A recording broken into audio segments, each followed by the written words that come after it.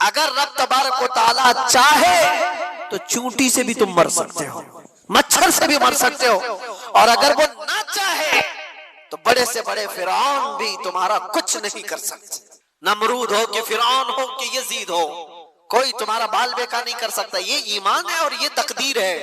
तो जब तक अल्लाह ताला हयात बाकी रखा है, तुम्हारे जिस्मों में जान बाकी है, हुसैनी किरदार के साथ जियो मेरे अजीज। क्यों ये ढकी छुपी जिंदगी? आज जानते हो सबसे ज्यादा आज हमारे ऊपर जो मामलात हैं कि हर चीज तुम्हारी निशाने पर जो ली जा रही है, उसकी वजह यह है कि तुम इन तमाम चीजों से भागे भागे फिर रहे हो। क्या ये मजमा फजर में होता है? इन मस्जिदों में जो वीरानी है, तो जाहिर सी बात है हमने अपने हाथों से जब इस्लाम को नुकसान पहुंचाना शुरू किया तो खैरों के आज लगाए हुए इल्जामात और उनके दिए हुए मुसीबतों का वावेला क्यों मचाते हो? हमने खुद अपने हाथों से कितना बर्बाद किया है। शादी महलों में जाकर देखो कौन सा इस्लाम दिखता है। सारी औरतें बेनकाब, हजारों किस्म के फैशन, हजारों किस्म के पाउडर, लाली, मेकअप, जो पूरी दुनिया को दिखाने के लिए। ये कौन सी खवातीन है? क्या ये फातिमा जहरा की कनीज़ें हैं? आपको पता है जब इमाम हुसैन का सर लेकर नेज़े में डालकर दिमश्क में आया था जुलूस, खानदान रसूल की बीवियां भी उस जुलूस में थी। इमाम हुसैन की बीवियां, इमाम हुसैन की बहन, इमाम हुसैन की बेटी, सब उस जुलूस में कैदी बना करके यजीद के दरबार में ले जाए जा रहे थे। एक वाकया बताता हूँ। जब दिमश्क पहुंचा ये जुलूस, नेज़े पर इमाम हुसैन का सर है और आगे लेकर चला जा रहा है काफिला, और साथ में औरतें भी हैं। दिमश्क में पूरा मजमा टूट पड़ा था ये मंजर देखने के कि करबला से लुटा हुआ काफिला आया है और इनको देखने के लिए सारे लोग मजमे के बड़ी तादाद में गलियों में खड़े थे।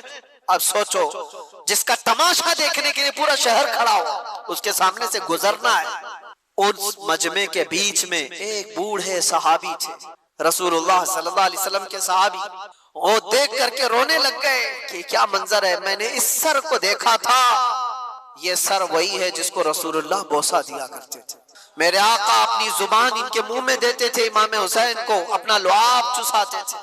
वो सहाबी देख करके दौड़ते हुए मजमे में आए। ये जो काफिला जा रहा था इसमें देखकर पहचान लिया बीबी सकीना। तवज्जो चाहता हूँ मेरे अजीज, बीबी सकीना को देखकर पहचान लिए कि यकीनन हुसैन की बेटी है। करीब आए, हिचकियां बंद गई, कहा बच्ची हमारी जिंदगियां कुर्बान तुम्हारे घराने पर, हम कुछ नहीं कर सके, जालिमों की हुकूमत ने तुम्हारे बाबा को शहीद कर दिया।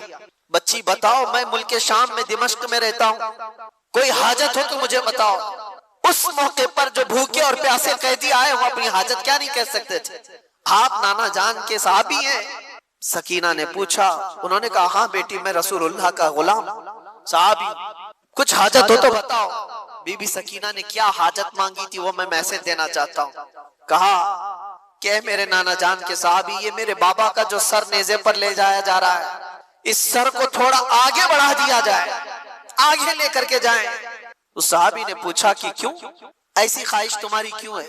का बात यह है कि इस कटे हुए सर को देखने के लिए जो मजमा उमर पड़ रहा है, जो लोग आ रहे हैं, वो सर को देखते देखते हमारी इज्जतों की तरफ भी नजर करते, हमारे पर्दे का ख्याल करते हुए मैं ये चाहती हूँ कि सर को आगे ले जाया जाए ताकि लोग सर देखने में मसरूफ रहे और हमारे पर्दे की पाबंदी हो सके। उस मौके पर अगर कोई अपने पर्दे की पाबंदी का ख्याल करती हो, ये घराना हुसैन का है जिसका पूरा घर लुट चुका हो, और उस वक्त 9 साल की बच्ची ये कहती हो मुझे मेरे पर्दे की फिक्र है।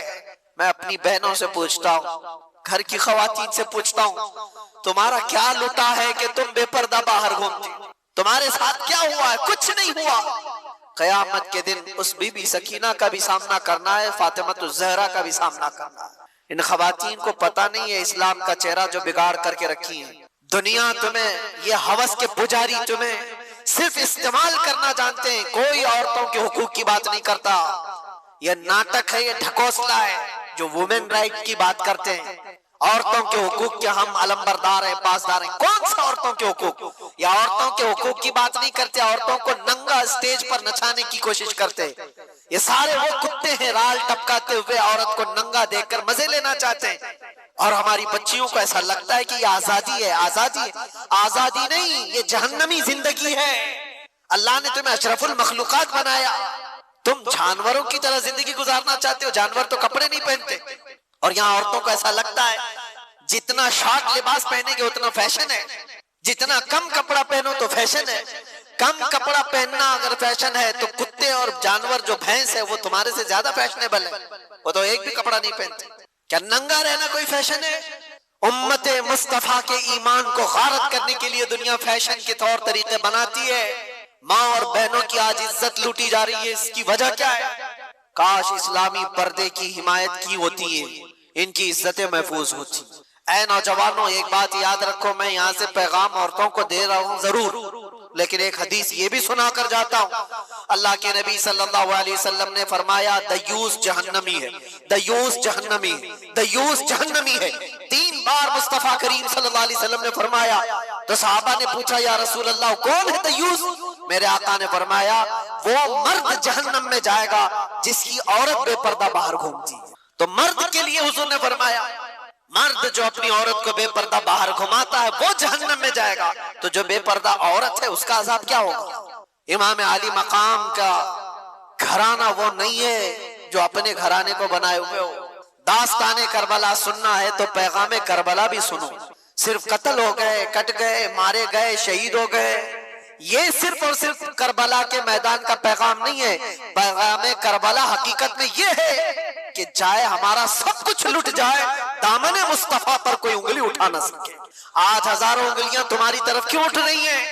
तुम नशा करते हो, तुम शराब पी रहे हो, तुम चरस गांजे न जाने क्या क्या चीजें करो, उंगलियां तुम्हारी तरफ उठाई जा रही। ये ऐसा करते, ये ऐसा करते, ये ऐसा करते, दर हकीकत तुम्हारी तरफ ये उंगलियां नहीं है, तुम्हारी निस्बत रसूलुल्लाह से कम इस बात का ख्याल करते कि दुनिया मेरी तरफ उंगली उठाकर कहीं हुजूर को तो नहीं गाली दे रही। आज नबी पाक सल्लल्लाहु ताला अलैहि वसल्लम तक जो ये जालिम उंगलियां उठ रही हैं, उसकी वजह कुछ अमाल है, बुरे अमाल है। तौबा करो। मेरे मुस्तफा करीम सल्लल्लाहु अलैहि वसल्लम जिस तरह तुम्हें देखना पसंद करते थे वैसे बन जाओ, बस ये जिंदगी है। जिंदगी ये नहीं है किसी के लिए, जिंदगी है नबी की, नबी के लिए। ना समझ मरते हैं जिंदगी के लिए, जीना मरना है सब कुछ नबी के। बस इस पैगाम के साथ अपनी जिंदगियों में तब्दीलियां लाओ। ए जवान, तब्दीलियां लाओ। आज से तकरीबन 100 साल पहले की बात है, आजादी हिंद के मौके पर, हिंदुस्तान की आजादी से पहले की बात है। मैं नागपुर गया हुआ था, बहुत बड़े मुफ्ती साहब ने ये बात मुझे बताई थी। अली बरादरान मशहूर हैं आजादी के मौके पर, जो गदर हुआ था 1857 के मौके पर। उस वक्त भी बहुत सारे मामला पेश आए थे। अली बरादरान 2 मौलाना लोग, उन्होंने एक पैगाम दिया था 5 से 15 मिनट के लिए। नागपुर स्टेशन पर बहुत सारे मुसलमानों का मजमा आया और उनसे पूछा कि आज के हालात में क्या करना चाहिए। उन्होंने सिर्फ 2 जुमलों में कहा था, मैं कोट कर रहा हूँ सिर्फ इस बात को इसीलिए कि हकीकत है ये, कहा कि कुछ नहीं, सबको टोपी और दाढ़ी कंटिन्यू पहनना चाहिए। टोपी कंटिन्यू पहनो और दाढ़ी कंटिन्यू रखो। कहा इसमें क्या मैसेज है? कहा तुम्हें पता नहीं इसका रौब अल्लाह ताला दिलों पर कैसा रखता है। तुम्हें कुछ करने की जरूरत नहीं, अखलाक रसूल में एक बार मलबूस हो जाओ। मेरे अजीजों, ना तुम्हें तलवार भाले नेज़े उठाने की जरूरत है, ना तुम्हें जंगो जिदाल की जरूरत है। तुम एक बार मुस्तफा करीम सल्लल्लाहु ताला अलैहि वसल्लम की सुन्नतों को अमल में ले आओ, ऐसी ही तुम्हारी चलत फिरत से कितने कीड़े मर जाएंगे। ऐसे ही तुम्हें अंदाजा भी नहीं है, अल्लाह तबारक व तआला इसका रौब रखा है। चेहरे रसूल का रौब है, दामन इस्लाम का एक रौब है। आपको उसका अंदाजा नहीं है, लेकिन दूसरों को अंदाजा है। इसलिए मैं दावत देता हूँ, उठो अगर न हश्र न होगा फिर कभी, दौड़ो के जमाना चाल अपनी चल गया, कुव्वत इश्क से हर पस्त को बाला कर दो, दहर में नाम मोहम्मद से उजाला कर दो। उन्हें जाना उन्हें माना, न रखा गैर से काम, लिल्लाहिल हम्द में दुनिया से मुसलमान गया। बस इस बात पर हुजूर को तवज्जो में रखो, उन्हें जाना, फिर तुम्हें फर्क कुछ नहीं होना चाहिए, फिर किसी चीज का कोई असर भी नहीं होना चाहिए। अगर हुजूर से सच्ची मोहब्बत करते हो तो मुझे बताओ, क्या ये बात हक है या नहीं? वो जो न थे तो, और वो जो न हो तो, इस जुमले पर तवज्जो रखना। बस पूरे शेर में ये जुमला मैं तवज्जो के साथ अर्ज करता हूँ। वैसे तो ये पूरा शेर ये है, वो जो न थे तो कुछ न था, वो जो न हो तो कुछ न हो, जान है वो जहान की और जान है तो, लेकिन इस पूरे शेर में सिर्फ इतना जुमला याद रखना, वो जो ना हो तो, बस वो जो ना हो तो हमारी जिंदगी कुछ नहीं। हमारे नाम के साथ वो जो ना हो तो, हमारी कब्र में भी वो जो ना हो तो, कयामत में भी वो जो ना हो तो, कहीं अजानों में वो जो ना हो तो, कुरान में वो जो ना हो तो, हर जगह पर ये जुमला याद रखना, वो जो ना हो तो।